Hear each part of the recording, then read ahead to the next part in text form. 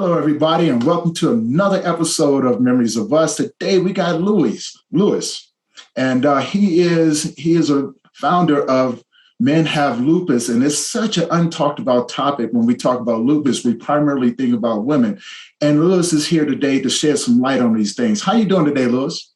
I'm doing pretty good. All right. Can't complain. Yeah, I can understand that. And happy late Christmas and happy late New Year's to you. And, before we get started, tell everybody where you're from and the type of work that you do. All right, I'm originally from the Midwest, Iowa, but I've kind of bounced all over the coast. I drove truck for 15 years, so the cab was my home, I guess. So, yeah, but currently I'm living in Upper Peninsula, Michigan. Okay. Now we talk about lupus, and when we talk about lupus, primarily the first thought is, women are more affected by it than anything else. But there's another side to it. Men have lupus, and they are affected by it. So can we talk a little bit about that? Yes, there's a lot of I don't know if it's just a stereotype or just ideal that goes out there that it doesn't affect men or men doesn't get hit by it, or just it's being pushed a lot more, for women to get checked, which is fine. I understand that and I respect that. Right. But it does hit men, and it hits men a lot harder in the kidney areas and organs. You had people such as Charles Kuralt that went his whole life with undiagnosed issues that he screamed and argued at doctors until after he passed away and was diagnosed after autopsy with lupus. So issues like these with men not realizing that a disease like this can affect them. So they don't know what the signs and the symptoms to look for, or asking the family if there's a history of it. So they know their doctor to ask about the question so they can at least try to catch it, the early signs of it. It makes it hard for them to know about it to begin with. Yeah. Now, when we talk about lupus, you yourself have it as well, right? Yes. So yes. How did you find out? What was some of the signs and symptoms that you had before you found out that you actually had it? In my case, I got hit pretty hard. I had sudden unexplained seizures. I went through multiple kidney failures. 2 of them were almost life-threatening. Lost a lot of use of my legs, so I couldn't walk.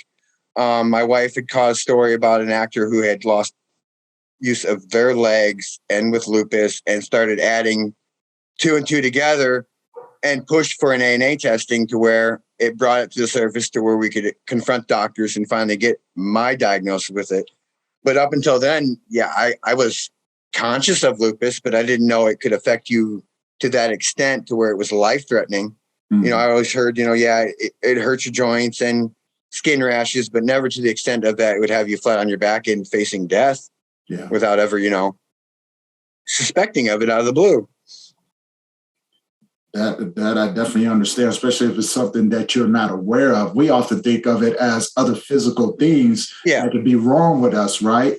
Yes. And so when you went to the doctor, before you asked for all of that, mm-hmm.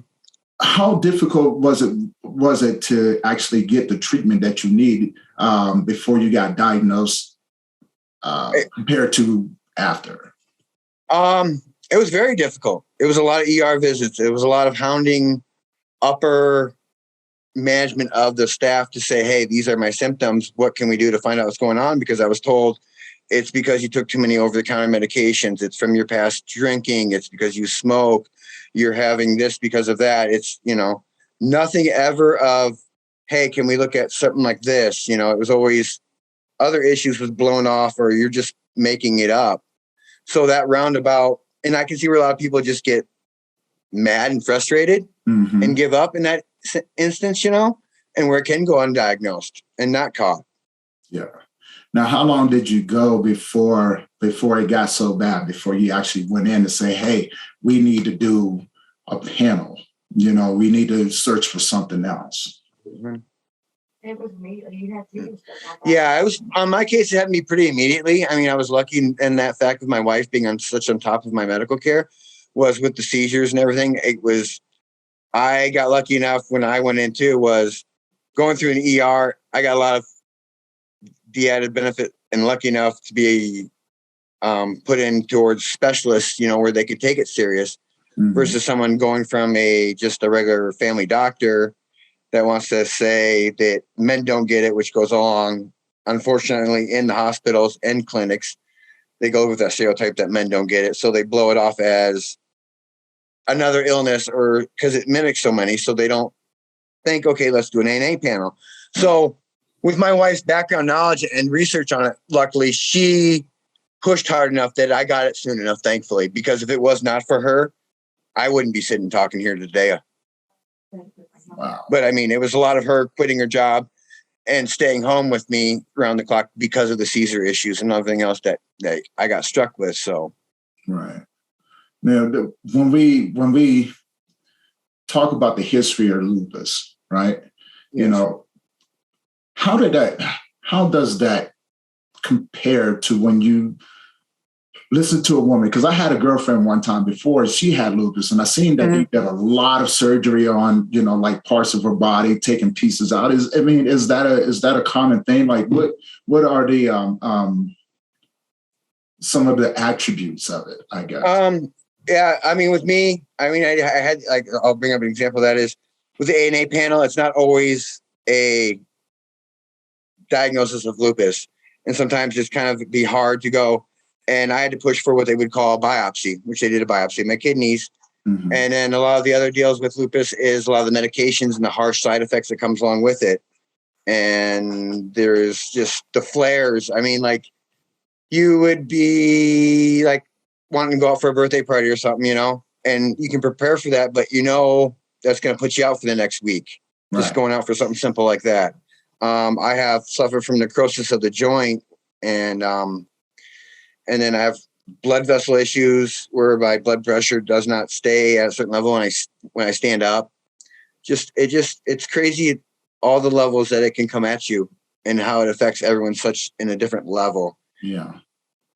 Now, being someone who has lupus, have you seen the differences between people, or is it similar across the board? Because I know with some things it's very similar. And I was listening to you earlier how these symptoms can mimic each other and give you a false diagnosis. Have you met many men who've had similar symptoms, or is it different across the board? I mean, it's a little bit different across the board. There's a lot of where people go undiagnosed from the issues. When I was early starting on my Men Have Lupus awareness on that end of it, I ran into a mother about her son, and she went through a lot of the same things I went through, and they at that time unfortunately couldn't figure it out, and he passed away at 20 years old. So things like that. How long, honey? I'm sorry. He was 17. I apologize for that. She corrected me on that. But, you know, deals like that is just, yeah, it takes on average just to get even diagnosed with lupus. 10 years. 10 years, 7 to 10 years to even get diagnosis. And so knowing that a simple test and biopsies that can be done to help get faster diagnosis is kind of frustrating. And then when you get a new doctor on top of that, I've even dealt with it myself. And I've talked to a lot of people through with Eisman, one that went through the same thing, where you'll have your diagnosis, it's well established, you're on a treatment plan, and whether you move or whatever rotation, you'll get a new doctor, and that doctor walk in and go, I don't believe you have lupus. We're going to take you off all your meds and retest you and start from scratch.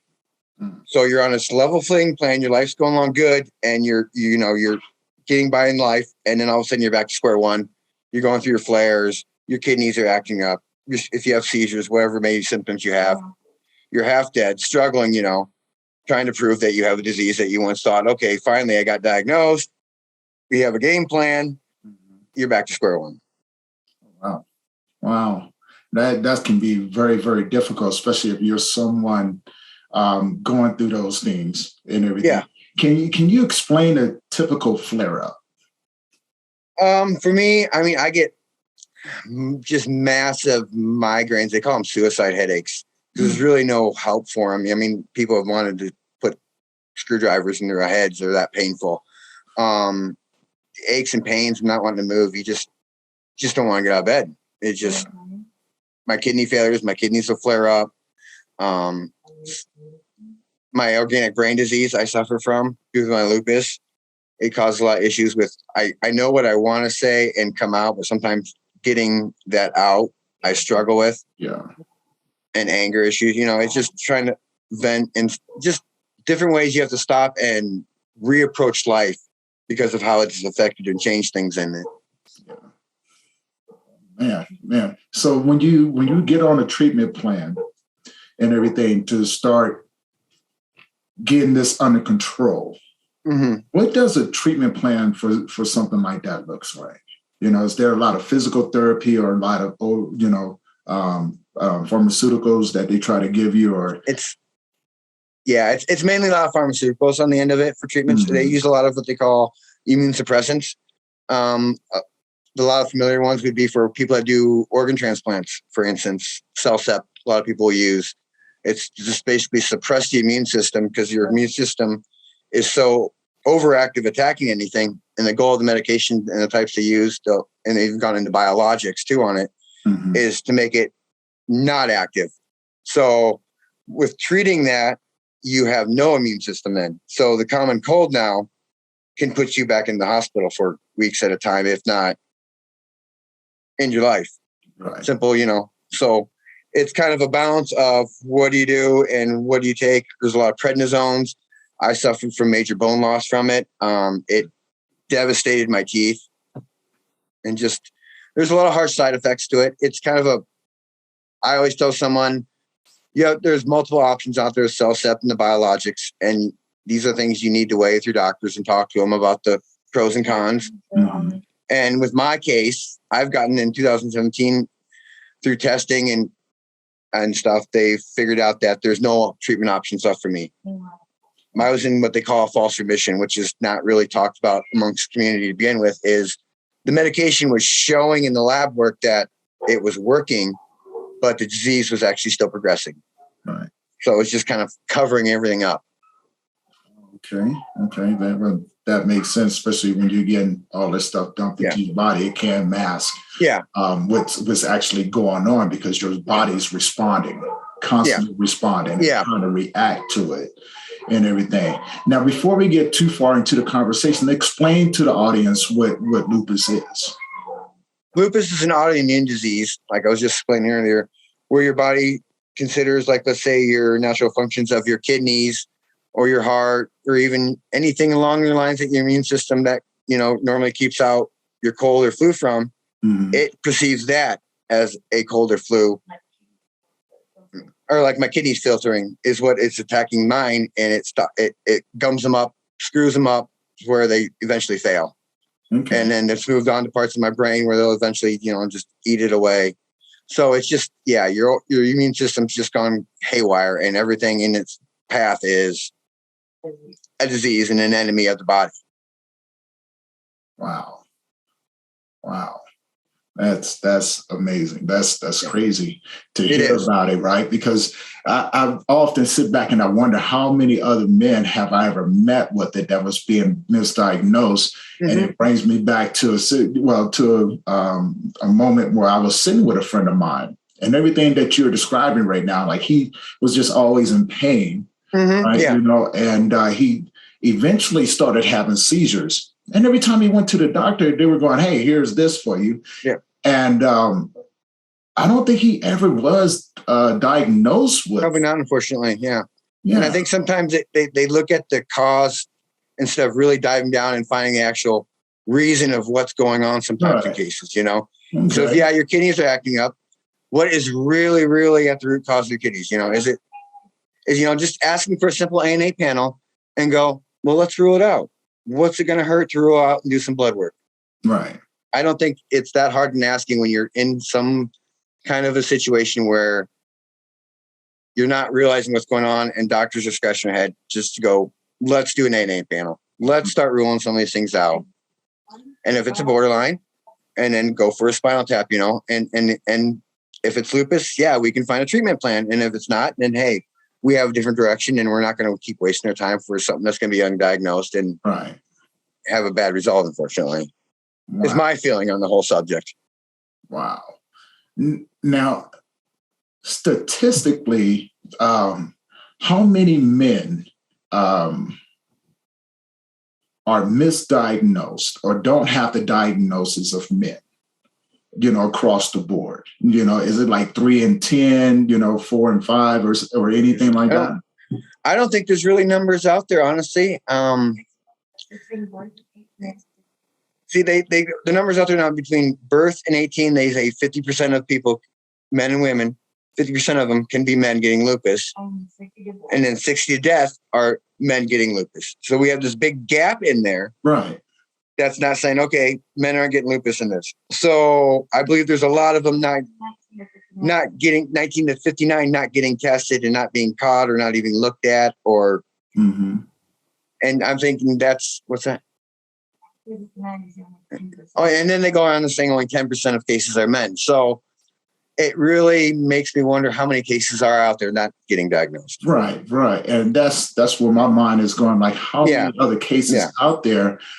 Because until I met you, I never even thought about it. Right. Yeah. But exactly. I also see other men out there struggling. And I never would have even thought about it. Like, maybe you should get checked for this. Right. Yeah. Because normally, from what I see on my end, I see them self-medicating, or I hear about the headaches or I hear about the lower back aches because of the kidneys and things like that. Exactly. Yeah. And it's sad they have to go that route. And what's worked for me, I can throw it out there, is actually marijuana has really helped wonders in that area and not having to be stuck going down that route. Because unfortunately, a lot of people in that situation with the war on opioids, people in autoimmune issues, fight every day just to find pain relief and get prescriptions. Right.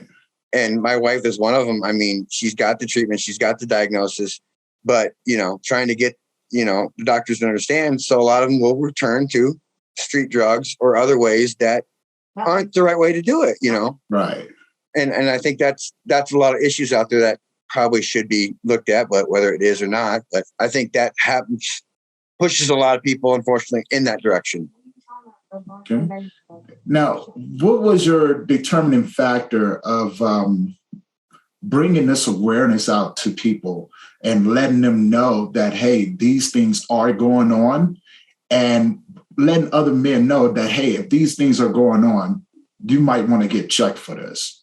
So how did you get into that work? What was your deciding factor? Well, after I got deal with my diagnosis and stuff and trying to find, an area for just men to reach out, right, in a private area, I started Men Have Lupus and started just as a support group, and I post for awareness, and and got to thinking with all the struggles I went through, because you're going about your everyday life not expecting something like this to come and just devastate even the best well-planned person sometimes with medical bills.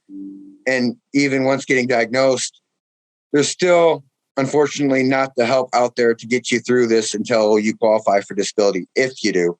Right. Because there are only 33% of cases of lupus even qualify for disability, and they're stuck in this limbo of trying to find work, but can't find work due to the debilitating issues of the disease. Right.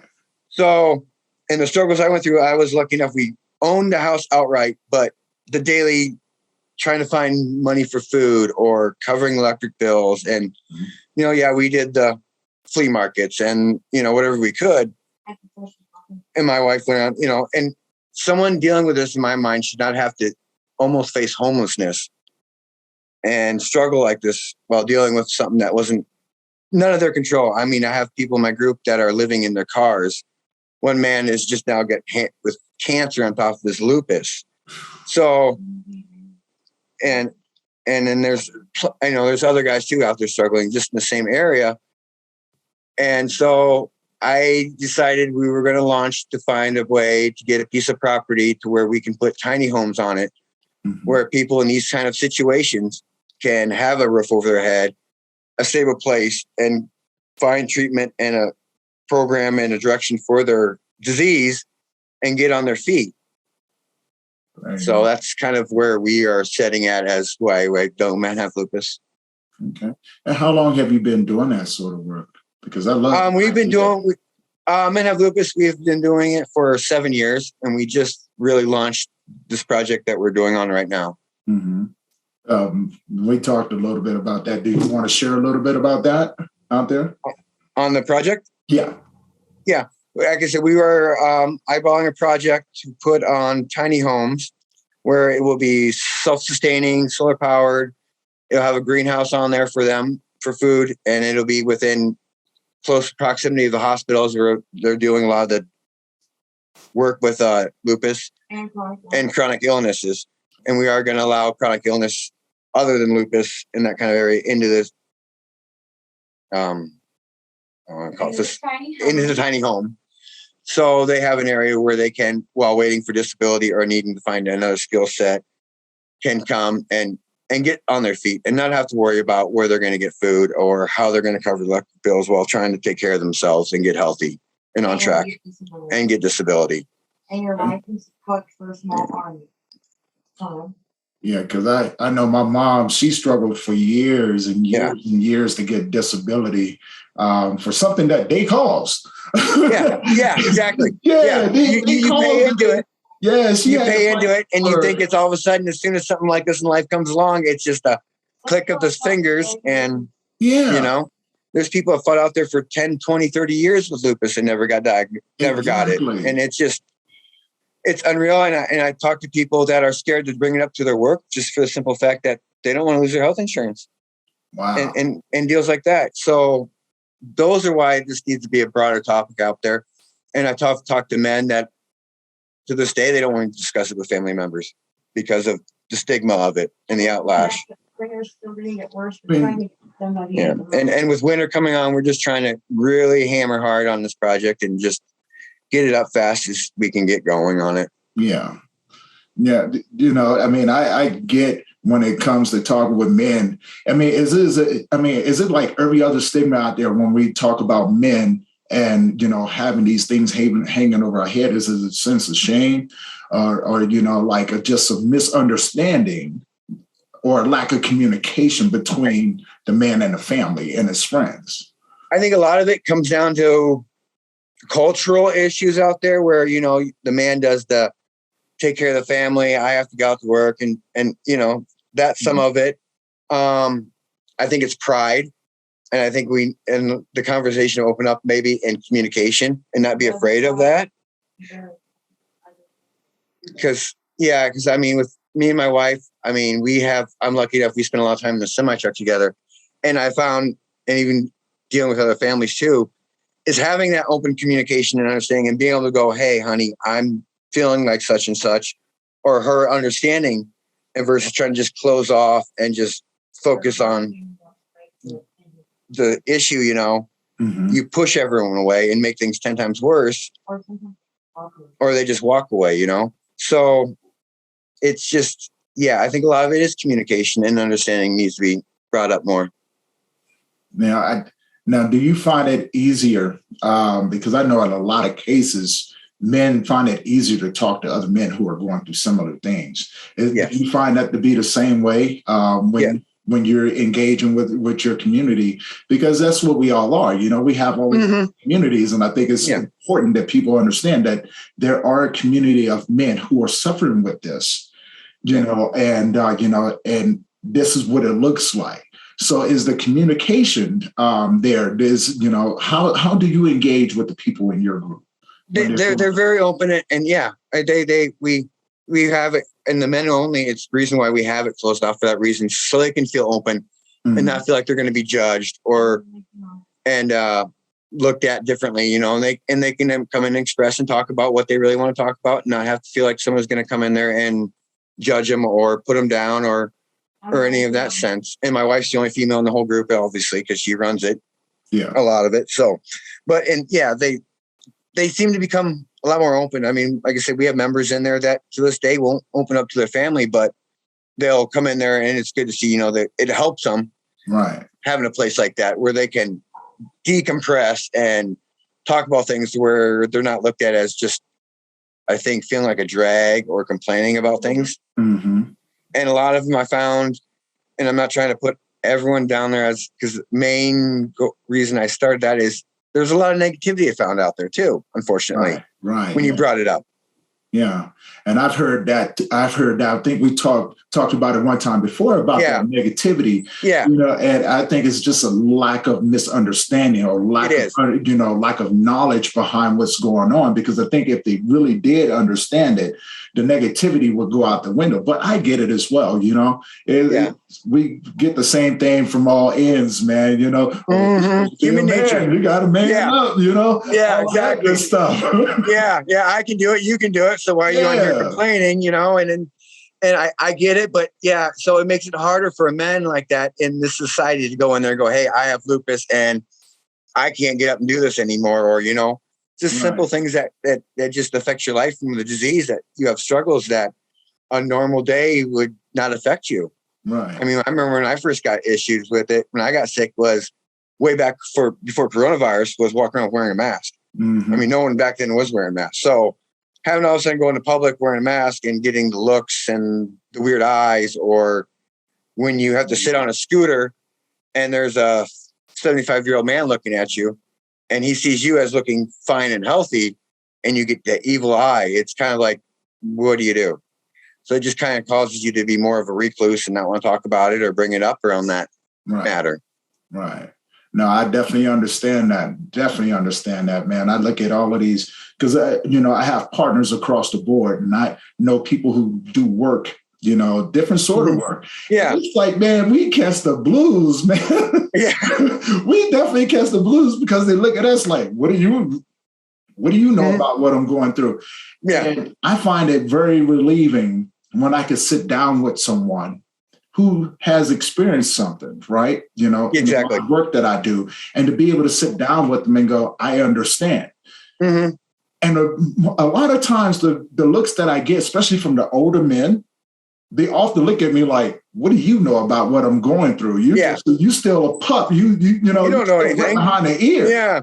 Yeah. And I'm like, well, hold on. You know what I'm saying? I may look like I'm a pup, but I'm a lot older than what I look. And, you know, and this is what I've gone through. And I realized opening up that door for that conversation has actually led to some really in-depth healing, right? Yes. You know, and I think that's really important, especially when you talk about lupus and things like that, the healing process that it goes through or that you have to go through in order to maintain on a daily basis. Yeah, right? You know, exactly. And it's just, I don't know, it's the world that we live in now, especially with Corona being out there.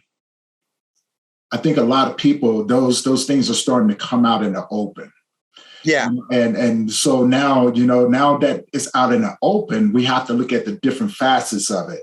Right. You know, and I'm over here thinking like, okay, you know, how is your mental health as you're going through this, you know? I mean, because we all have our ups and downs and things like that. How was your mental health as you was going through that, and how did you maintain that? I won't lie. There's a lot of really hard, rough times. Yeah. I mean, because I was someone that was always hardworking. I loved what I did for a living. I was an owner operator of a truck at one time, you know, so that was my passion. My job was my life at the end of the day. So to go from healthy to flat on your face and not being able to make it to the bathroom, you know, half the time was pretty depressing. I mean, it was, you wanted to just close the door and forget life. Right. And so being able to, I guess, step back and reflect and realize that as long as you had a roof over your head, your food in your belly, and you're alive and breathing, and someone was there to help and care for you. And, you know, it took a lot for me to big fancy shiny things, and I don't need all this illustrious stuff. And as long as I had the basic needs in life and I'm alive, I can be okay, you know? And that helped me a lot getting through that kind of stuff in the end of the day. Right. Yeah, I've always wondered about that, you know, like because I see people struggling all the time. And they go off into this deep, dark place. And it seemed to be similar across the board. Some people go a little bit faster than others, you know? Yeah. And, you know, for I can only speak from when I had to deal with my mental health when I was going through that thing right there. You know, it got pretty bad. It got pretty bad. I mean, I've never had to deal with the lupus aspect of it, but I did deal with the mental health aspect of it. You know, well, I don't like to really call it an illness, because when you think about illness, it's like something that you need to go to see a doctor. Yeah, exactly. I agree with you. Yeah. Yeah. And I think that there's different alternatives out there for us when we're dealing with the mental health aspect. And and it's just taking the next step in understanding, I guess, for our own self, bringing awareness to our own self, like, hey, I am not in a good place, right? And I think the next step is connecting with people that have walked that path before. You know, I mean, right now in your group, how many people across the board are you currently housing in your community? Well, I mean, currently it's we have a private group of 350 people. Okay. That we have first within Facebook, and hundreds all over the country. But I mean, it gets rough. I mean, you get close and personal with a lot of these guys. I mean, knowing sometimes, at the end of the day that the disease is not going to go away, right, as much as you want it to, right, and you put it at the back of your mind. Our really good admin, actually, we had for 3 years, double vaccinated, the whole 9 yards, decided to be a little careless one night, unfortunately, and got COVID and passed away. Wow. And so things like that, you try to remember the good times and the good memories, and and just try to move on every day. That's very, very true.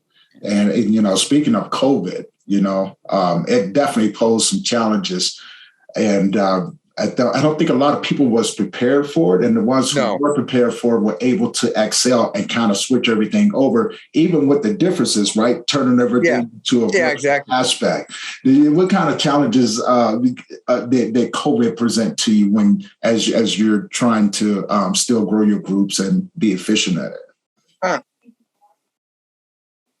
Actually, I mean, we were pretty good with it group wise. I mean, my members wise and stuff. So lucky, knock on wood. Me personally, I mean, the lifestyle I lived before COVID with the lupus and always being, wearing masks, it was a pretty normal switch when COVID come around, unfortunately, with the solitude and that. I mean, I didn't like seeing people needlessly suffer over things like that, but I mean, I think my wife might have had a touch of it. We're not 100% sure, but it's just, it made me want to scream some days, but well, frustration. Exactly. It was very frustrating. It was, the isolation. I don't think a lot of people could deal with that because everything closed down. You're limited on where you can go unless you was an essential worker. Yeah. And that's a shock to people. Yeah, it really is. It's not, I'm used to it every day, but for the average person, all of a sudden it can be a real big shock. It really is. I mean, there were so many people craving it. They just wanted that connection, that communication. That you don't realize how much you miss it until it's all of a sudden. There you go. You can't do it. Yeah, and then COVID. Like in the line of work that I do, it just touched so many people, and the first wave that came through when we were all forced to go virtual. I was one of the many people that was looking at it and going, okay, we're not going to do this anymore. We're just going to go virtual. And it was a challenge because then I had to regrow my groups. Right? Yeah, exactly. And I wasn't ready. Ready, Yeah. Learning curve. So I'm still looking at the COVID aspect and how it keeps escalating and throwing all these different challenges, but meeting those challenges is pretty good in the same aspect, right? Because if you look at the positives, people can join from the comfort of their own home. They may not have to in person, but if these virtual groups are done right, you can still have the same feeling. You can still have that same feeling. I often tell the guys, look, get you some food, grab you something to drink. The only thing I didn't allow when I was, when I do my groups is don't bring alcohol, because then you have people who are struggling with addiction as well. And so we try to eliminate those. I don't blame you. Exactly. And that really shed a whole lot of light on everything, because now the men are running around, but they still do it in secret though. They sit around and go, I got to make sure that my wife and kids ain't around to hear me. They got to lock themselves somewhere. Yeah. But for the most part, man, it was good. I look at the beauty in it as well, because with that comfortability actually allowed people to open up a lot more. Yeah. Right. And start exploring these things that they actually kept hidden from people. Mm-hmm. Gives them that confidence. Yeah, building that confidence up, and then having the right people around that they can grab these tools from, actually started opening up the door for communication with their families. Yes, that's a big key. Yeah, that's huge key. Yeah. That is a huge key. And if another man's out there struggling right now, how would you encourage them to open up the doors for the conversations with their families? Because I think that's pretty vital, once you get past the initial shock. And, I'm sorry about that, brother. I know, are you doing okay right now? Yeah, I'm doing good. Okay. I think, I guess I definitely got a big old glass of sweet tea and sit down for sure. But I think being honest, laying it out there. Sometimes, in my view, tiptoe in. My wife's singing tiptoe in the background. Tell her I agree. Yeah, tiptoe in. But yeah, definitely let them know and try to be able to explain it to them when they do decide, they feel comfortable enough coming out and talking about their disease with them, and letting them know how it affects their daily lives, and let them know that this is the daily struggles you go through, and that you're more than happy to explain things, that how it affects you, and try to encourage you to be a part of the deals that you deal with on a day-to-day. Yeah. So what's that? Yeah, and don't make blame is another big one too. Right. Because that can get really ugly. Unfortunately, I didn't have the best luck on the family side, so I had the negative side. Hey, you know what? I understand, man. And it's that stigma that I've been trying to get rid of since I started this work. Don't tell me to man up. Yeah. That makes me so angry when someone goes, you got to man up. Yeah. And I look at him and go, so can you define man up, and who gave you the definition? Yeah. Exactly. Going from being often tell me men don't cry, or men don't do this, and men don't do that. And I'm going, okay, I have to look at who's telling me this, right? And whether if it's an older man or older woman or anything like that, I have to look at them and go, okay, so if I'm not supposed to do this, what am I supposed to do with it? Yeah, exactly. Yeah. That's kind of how you learn to grow in life sometimes, These hardships come along, and we need to learn to experience them. And blowing them off with this whole man up theory and, dust you off and get back on like nothing happened just doesn't help it. It makes things worse, hiding it.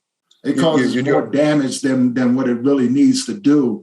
And exactly. We see the damage around us, right? We see the damage that it does to our men. And I get more women coming back and telling me, oh, there's something wrong with him. And I go, no. You're just communicating. You're not communicating the right way. Yeah. See, and I was just talking about this with someone earlier. I told him, I said, there's two types of communication. You have the verbal communication, which is, as a man, it's hard to communicate verbally to your significant other what's going on with you. Yeah, it can be sometimes. Yeah. And when I tell people, I said, have you ever thought about communicating through your love language? And they go, what do you mean? I said, well, what's this individual's love language? Well, it's this. Try communicating to that individual through that. And I think that's very vital too, especially if a person does have those verbal communication blockages when they're trying to efficiently, tell someone what's going on. There's another aspect of it. And I think it's a lot deeper than what most people really anticipate, right?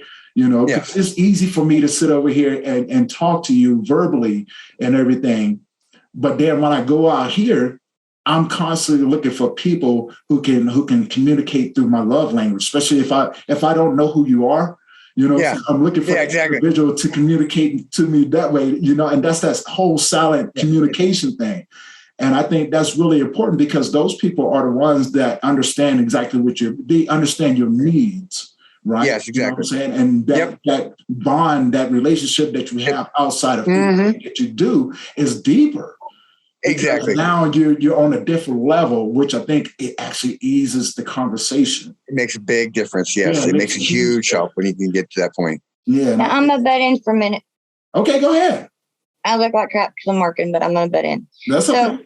What women need to know is that somebody saying, I don't want to talk about it. Mm-hmm. There's no manning up on anything. If you use the term man, you're already emasculating man that does not need that. Exactly. Love language. Even if you don't know the person, hug them. Whatever is going on in that person's life, they've already felt better. And if they really need to talk or cry, that's how you're going to get to them. Exactly. A hug. Exactly. Because whenever he don't want to talk, yeah. Whenever he don't want to talk, he hears stop. He'll stop moving. I'll hug him, and whatever he needs at that point, I get. Or his. Yeah, my cats. Okay, I got you. I see that. Yeah. So, that's. So that between that and learning to, I think, just sometimes you have to learn to stop and take emotions out sometimes on topics, and learn to step away and give people a cooling off period, and then come and reapproach the subject. Right. Now, tell people how to find you on your social media, and let people know what you got going on and everything. And sure. Yeah. Okay. They can find us. The easiest way to find me is menhavelupus.org. Is our website, and it has links to our Facebook account, and it'll have links to fundraising for what we're doing with the facility we're trying to raise for homeless autoimmune people and lupus, so they can get on their feet. We also have a Twitter and an Instagram account, and it is the same Men Have Lupus, and they can find us easiest with the hashtag Men Have Lupus. Okay. Now, do you guys do in-person groups, or are you guys doing virtual groups? How does what kind of man expect when he comes to one of your groups? Currently, we just have the private Facebook account. We do a lot of behind the scenes. Actually, my wife does a lot of helping guys find doctors and stuff like that. I'm not into the stuff, so there's a lot more of it that goes on behind of it, so much as than on the Facebook or in messaging. But mainly the Facebook group currently is what we have going on until we get our core mission up and running, where we can expand more to what we really want to get going on involved with and helping guys out and women. Okay. Now, if you had any words for someone experiencing symptoms of lupus and not really sure, what kind of words would you give them right now, and where would you direct them to? I would tell them to ask their doctor possibly if they could see a referral to a rheumatologist. And I would again push the idea of asking for an ANA panel, and a biopsy or a spinal tap will be the best ways to get the fastest results on finding the results on a lupus test. Just having an open dialogue with your doctors and discussions on it, on your symptoms. And it can be a long, hard process, unfortunately, in a lot of cases. But I think finding a doctor where you can be honest and open with, and having a discussion with, to where, you have that communication level once again, where you feel he's taking your health serious, is a big step too in getting diagnosed too. Right. Very, very nice. Very, very nice. And, we're going to go ahead and wrap it up right here. So I want to say, man, thank you for coming on the show and sharing your story with the world, bringing more awareness. And, if there's ever anything that I can do to help support your cause and bring more awareness to it, please, by all means, let me know. We'll do it. I would love to let people know that you guys are out there. I think we are connected on Facebook. So yes, I'm definitely going to promote that across my Facebook pages as well as my social media and everything. And with that being said, man, I want to say it's definitely an honor to have you on here and to talk about such a subject that I wasn't very knowledgeable about. So, this is very interesting to me, man. And, it makes me think about my own health. Like, Yeah. I should go get checked too. Yeah. You know? Yeah. It never hurts. It never hurts. It never hurts, you know. And No, it's I like one of I those ignored things. mine way too long. So yeah, Yeah, please, yeah. It I'm never gonna hurts try to stay on not top of to. it. Yeah, Yeah. I'm gonna try not to because you know I've watched my ex-girlfriend go through it and everything, and I never even thought about it. Now listening to you, I'm like, man, I probably need to go do the grown-up thing. Yeah, yeah. You know, they're starting to say, you figure out the time of just a doctor's appointment versus sitting in the hospital stay over something serious. Right, yeah, because we just never know. Anything else out there that you want to let people know about what's going on? No, just like I said, I just really wanted to get the message out there because they just really, these guys out there struggling and that are living in the cars, just something I really need to get out there so they don't have to keep dealing with something like that. Right. And just have everyone know, like I said, I push again to push for an AA panel and stay on top of your health and be in control of it. Right. Very, very nice. Very, very nice. And with that being said, we're going to go ahead and conclude this episode. I hope everybody that's listening to this, I hope you guys understand that this is something that does happen with men. And if you are not sure, go get checked. Please go get checked, you know. And I want to just say thank you to my guests for being on there and being very transparent about, you know, what lupus does to men and what to look out for. So, and for everyone out there again, and you know, I want to say thank you for tuning in for another episode of Memories of Us. Until next time, you guys keep your head up, and please, if you're a man experiencing any of these symptoms, please go get checked. And until next time, you guys keep your head up, and I'll see you again.